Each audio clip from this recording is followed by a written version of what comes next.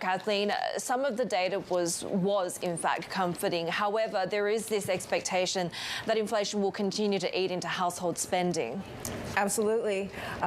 It's going to take a while to erase that expectation. There is some improvement, though, and no doubt the Fed is keeping an eagle eye on this. Will it change their rate hike path at this point? Probably not. But let's look at the numbers because, again, this is one of the Fed's #1 themes, #1 concerns. We cannot let inflation expectations get out of control. Maybe not out of control, but they had a pretty big jump. They, for the year ahead look, what inflation do I expect over 12 months?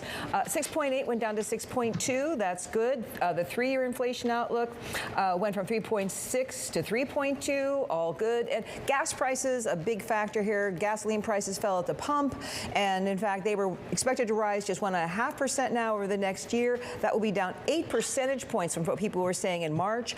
Rental increases are now seen at less than 10% over the next year. That's the first time we've seen that since March. You can thank the Fed's aggressive rate hikes, higher mortgage rates, fewer home buyers, and a lot more sellers. 1 year expected expending, though, this is the budget cut here, 6.9%. That's down from 9.0% in May. If things are going to cost more, you're probably not going to buy as much. Now, a lot of the same themes are going to be reflected in the inflation report on Wednesday, because the headline CPI is expected to fall to 8.7% year over year from 9.1. That's going to be a lot. Gas prices. Core CPI, though, 6.1 year over year from 5.9. We're going to wait for the University of Michigan Consumer Sentiment and Inflation Expectation Survey out on Friday. It's a much longer one, probably by about almost 50 years.